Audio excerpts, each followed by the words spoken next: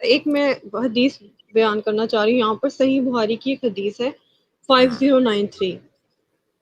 اچھا اس میں نا کہا ٹھیک، گیا کہ نحوست آپ صلی اللہ علیہ وآلہ وسلم نے کہا کہ عورت گھوڑے اور گھر کے اندر ہے، تو اس کی مجھے ہاں سمجھ نہیں آتی کہ کس سینس میں کہا گیا کہ عورت میں نحوست۔ یہ ایک بہت مشہور اعتراض ہے، اور اتفاق کی بات، یہ اتفاق نہیں بلکہ حقیقت یہ ہے کہ یہ اعتراض آپ کو پہلی مرتبہ نہیں آیا ہے، بلکہ حضرت عائشہ رضی اللہ عنہا نے اس سے ملتی جلتی ایک روایت کے اوپر اعتراض کیا ہے۔ حضرت عائشہ نے ایک کتاب ہے کہ جس میں حضرت عائشہ نے صحابہ کی بیان کردہ روایات پر جو اعتراضات کیے ہیں وہ پوری روایات ایک کتاب میں جمع کر دی ایک محدث نے، ٹھیک ہے؟ اس میں وہ روایت بھی ہے۔ وہ کیا ہے کہ اگر گدھا، کتا اور عورت نماز کے سامنے سے گزرے، نمازی کے سامنے سے گزرے تو نماز ٹوٹ جاتی ہے، ٹھیک ہے؟ اب حضرت عائشہ کو یہ پتا چلا تو انہوں نے ناراضگی کا اظہار کیا، انہوں نے کہا کہ تم نے ہمیں گدھوں اور کتوں کے برابر کر دیا۔ تو یہ حضرت عائشہ رضی اللہ عنہا کا علم تھا کہ انہوں نے ان صحابی کی بیان کردہ روایت پر اعتراض کیا، حدیث پر اعتراض نہیں کیا۔ انہوں نے کہا کہ بھائی یہ بات رسول اکرم صلی اللہ علیہ وسلم ایسے کبھی کہہ نہیں سکتے کہ وہ عورتوں کو گدھوں اور کتوں کے برابر کر دیں۔ اچھا، اس میں ہوا کیا؟ تو کیا صحابی جھوٹ بول رہے تھے؟ صحابی بھی جھوٹ نہیں بول رہے تھے۔ ہوتا کیا ہے کہ مان لیجئے رسول اکرم صلی اللہ علیہ وسلم نے دو باتیں الگ الگ موقع پر کہیں، لیکن ہیں ان میں کچھ سملیرٹی۔ مثلا آپ نے فرمایا کہ بھائی گدھا اور کتا اگر نمازی کے سامنے سے گزریں گے تو نماز ٹوٹ جائے گی، کسی موقع پر یہ کہہ دیا۔ پھر کسی دوسرے موقع پر کبھی یہ کہا ہوگا کہ اگر عورت نمازی کے سامنے سے گزرے تو نماز ٹوٹ جاتی ہے، اور یہاں ٹوٹنے سے مراد ہے اس کی خشوع و خضوع میں، توجہ میں فرق پڑ جاتا ہے۔ تو اب ان صحابی نے یہ کیا کہ دونوں باتیں ملا کر بیان کر دی، جو کہ الفاظ تو سملر تھے اگرچہ مقصد الگ الگ تھا، اور ایسا لگا کہ آپ صلی اللہ علیہ وسلم نے گدھوں کتوں کے ساتھ عورتوں کو بیان کیا ہے۔ تو صحابی نے تو دو الگ الگ باتیں چونکہ الفاظ ایک جیسے تھے ملا کر بیان کر دیے، وہ بھی جھوٹ نہیں بول رہے تھے، لیکن وہ انداز جو ہے اس کے اوپر حضرت عائشہ رضی اللہ عنہا نے اعتراض کیا۔ ایسے ہی یہ جو ہے کہ یہ والی جو روایت ہے جو آپ نے پیش کی ہے، تو اس میں بھی یہی بات ہے کہ آپ صلی اللہ علیہ وسلم نے الگ الگ موقع کے اوپر یہ بات کی ہے، اور صحابی نے اس کو ملا کر بیان کر دیا، ایک حدیث بن گئی۔ لیکن یہ روایت غلط نہیں ہے، یہ حدیث غلط نہیں ہے۔ حدیث کے جو الفاظ ہیں میں اس کو نکال لیتا ہوں ایک مرتبہ، اور الشؤم، ایک منٹ، الشؤم، ہاں جی جتنے بھی مسلم کالر ہیں وہ ابھی لیو کر جائیں، اب نان مسلم کا ٹرن ہے، تو آپ اگلے ہفتے انشاءاللہ شروع میں جوائن کیجیے گا۔ جی ہاں بالکل، اس ٹائم آپ کو تو آپ کلیئر کر دیں اسٹیج۔ جی، یہ ہے کہ حضرت ابن عمر رضی اللہ عنہ کی روایت ہے اور صحیحین میں ہے کہ رسول اکرم صلی اللہ علیہ وسلم نے فرمایا کہ شؤم کے معنی ہے نحوست، کہ اگر کسی میں نحوست پائی جاتی ہے، اول تو نحوست کا کوئی کانسیپٹ اسلام میں نہیں ہے، لیکن اگر ہے کہیں تو وہ تین چیزوں میں ہے، گھوڑے میں، عورت میں اور گھر میں۔ اس کا مطلب کیا ہوا؟ اس کا مطلب بہت واضح ہے، اور وہ یہ ہے کہ انسان کو جو سکون ملتا ہے وہ دراصل ان تین چیزوں سے ملتا ہے اس کی زندگی میں۔ گھر اگر وسیع ہے، سہولتیں آس پاس ہیں تو اس کو سکون ملے گا، لیکن اگر وہ کہیں جنگل بیابان میں رہ رہا ہے، یا گھر کے افراد زیادہ ہیں اور گھر چھوٹا ہے، تو گھر میں اس کو سکون کیسے ملے گا؟ تنگی ہی تنگی رہے گی۔ اسی طریقے سے سواری، گاڑی آپ کی کھچاڑا ہے اور آپ کو لمبے سفر کرنے تو کیسے کریں گے، لیکن اگر گاڑی آپ کی شاندار ہے، آرام دہ ہے، تو سکون ہے۔ اور تیسری اور جو موسٹ امپورٹنٹ چیز ہے وہ ہے انسان کی شریک حیات۔ تو اگر شریک حیات باعث سکون ہے، سکون کا سبب ہے، تو انسان کی زندگی جنت ہے، لیکن اگر وہی سکون کا سبب نہیں ہے تو اس کی زندگی جہنم ہے۔ کوئی بھی انسان تجربہ جو اس تعلق سے تجربہ رکھتا ہو اس کی ٹیسٹمنی لے لے۔ تو آپ صلی اللہ علیہ وسلم نے سمپلی ان تین چیزوں کے انسان کی زندگی کے اوپر اثر کتنا زیادہ ہوتا ہے اس چیز کو بیان کیا ہے۔ اس کا مطلب یہ نہیں کہا کہ عورت منحوس ہوتی ہے. یہ تین چیزیں باعث سکون ہے. اگر انہی چیزوں سے سکون نہیں ملے گا تو پھر ان سے خراب کوئی چیز نہیں ہے, کیونکہ انسان پھر تباہ ہے اگر ان سے اس کو سکون نہیں ملا. ٹھیک ہے, بات واضح ہو گئی. جی. اس ایک اور حدیث ہے سنن ابن ماجہ کی 1983. ابن تو اس ماجہ پہ میرا 1983. اوکے, کتاب النکاح کی ہے, ضرب النساء.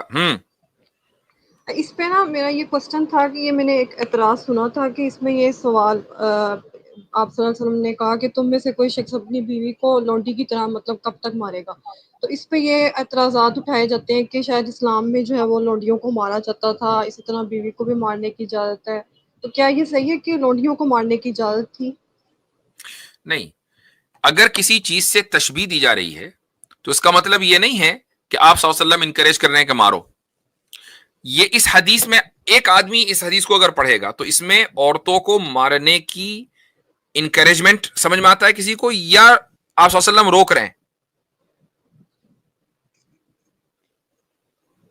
کیا مطلب ہے اس حدیث کا؟ ایک آدمی نے ایک حدیث اس حدیث کو پڑھا, میں اس کا ترجمہ لوگوں کے سامنے ذکر کر رہا ہوں. عبداللہ ابن زمعہ رضی اللہ عنہ کہتے ہیں کہ نبی کریم صلی اللہ علیہ وسلم نے ایک دن تقریر کی اور عورتوں کا ذکر کیا اور مردوں کو ان کے سلسلے میں نصیحت فرمائی. پھر فرمایا کوئی شخص اپنی عورت کو لونڈی کی طرح کب تک مارے گا؟ ہو سکتا ہے کہ اسی دن شام میں وہ اس کے پاس جائے. تو اس حدیث سے کیا سمجھ میں آیا کہ مارو, یا سمجھ میں آیا کہ نہ مارو؟ جی بنت امین. جی ویسے سوالیہ انداز سے تو لگتا ہے کہ یہ انکریج نہیں کیا جا رہا, لیکن اس پہ یہ اعتراض اٹھایا جاتا ہے کہ نہیں, وہ ایک الگ بات ہے. ابھی اس سوالیہ انداز سے یہ پتا چلا کہ آپ صلی اللہ علیہ وسلم نے ڈسکریج کیا کہ بھائی کیا کر رہے ہو. اچھا, اب لونڈی کی طرح, یہ جو لفظ لونڈی کا باندیوں کی طرح کیوں مارتے ہو, اس کا مطلب یہ نہیں ہوا کہ تم باندیوں کو مار سکتے ہو. آپ صلی اللہ علیہ وسلم نے ایک معاشرے میں ہونے والے ایک عمل سے تشبیہ دی کہ بھائی تم اس کو باندھی نہ سمجھو, کہ وہ تمہاری خادمہ نہیں ہے, کہ جس طریقے سے تم باندھی کو ٹریٹ کرتے ہو اسی طریقے سے تم بیوی کو ٹریٹ کرو. لیکن کیا خادموں کو مس ٹریٹ کرنا جائز ہے؟ اس کے لیے آپ صلی اللہ علیہ وسلم نے ایک نہیں دسیوں حدیثوں میں یہ کہا کہ یہ تمہارے غلام اور باندھی ہیں, یہ تو تمہارے بھائی ہیں, ان کو اپنے بھائی بہنوں کی طرح ٹریٹ کرو. تو معاشرے میں ایک بگڑی ہوئی صورتحال سے آپ صلی اللہ علیہ وسلم نے عورتوں کی حالت کو تشبیہ دی ہے. اس کا مطلب یہ نہیں کہ وہ بگڑی ہوئی صورتحال جو معاشرے میں وہ بالکل ٹھیک ہے, اس کی اصلاح کے لیے آپ نے دسیوں حدیثیں بیان کر دی ہیں, وہ بھی موجود ہے.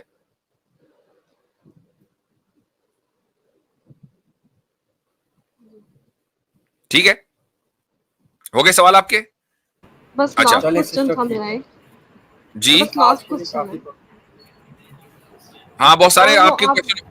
جی وہ مجھے حوالہ اس گفتگو کی اس رو میں زیادہ اس کو تلاش نہیں کر پایا, تو میں تلاش کر لوں گا, انشاءاللہ مل جائے گا بہرحال. جی ہاں, میرا لاسٹ کوسچن تھا کہ میں لگ بھگ آج 6 سال ہو گئے جب میں میٹرک کے بعد ایف ایس سی میں ہوئی, تو وہاں پر مجھے نا ایولیوشن پہ میں اسکیپٹسزم کا شکار ہو کے, مطلب میں ریلیجن سے تھوڑا ہٹ گئی تھی.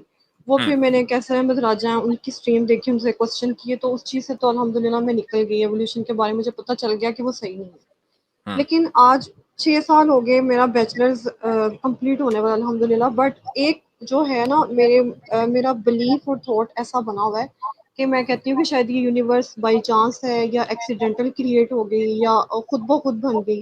اس چیز میں سے میں یہ نکلنا چاہ رہی ہوں کمپلیٹلی, کہ میں اس میں سے نکل جاؤں اور ریلیجیس ہو جاؤں, بٹ میں نکل نہیں پا رہی اس میں سے.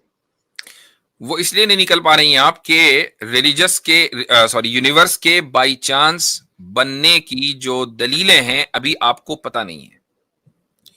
کیا یونیورس کے بائی چانس بننے کی کوئی دلیل آپ کو معلوم ہے؟ نہیں, میں نے اس کو اسٹڈی بھی نہیں کیا, بٹ وہی ہے نا کہ ایولیوشن کو مانتے مانتے مطلب اس چیز کے اوپر آگے اس میں سے تو نکل گئی. ایولیوشن کا تعلق یونیورس کے بننے سے ہے ہی نہیں.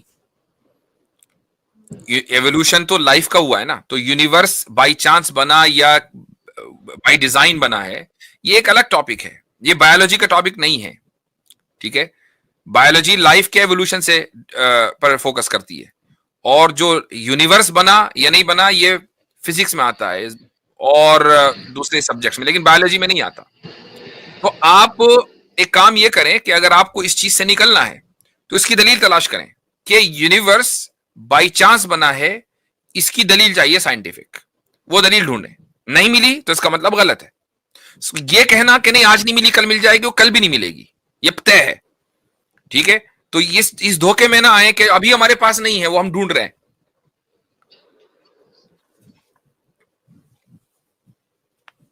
تو آپ اس کی دلیل تلاش کریں اور آپ کو انشاءاللہ ملے گی. نہیں جب ملے گی نہیں تو انشاءاللہ آپ کا ایمان ریسٹور ہوگا. ٹھیک ہے، چلیں. وہ آپ نے دکھایا نہیں اس کا، وہ جو میں وہی کہہ رہا ہوں کہ گفتگو میں بات کرتے ہوئے یا تو میں خاموش رہ کر اس کو تلاش کروں، اور یا پھر یہ کہ میں کسی اور موقع پر آپ کو دوں. لیکن بہرحال یہ کہ وہ ابن عباس رضی اللہ عنہ کا رجوع ایک جگہ میں نے جس وقت آپ سے گفتگو کر رہا تھا اس وقت دیکھا تھا، تو ابھی مجھے وہ مل نہیں رہا ہے. تو انشاءاللہ کسی اور موقع میں پیش کر دوں گا. ٹھیک ہے. چلیے.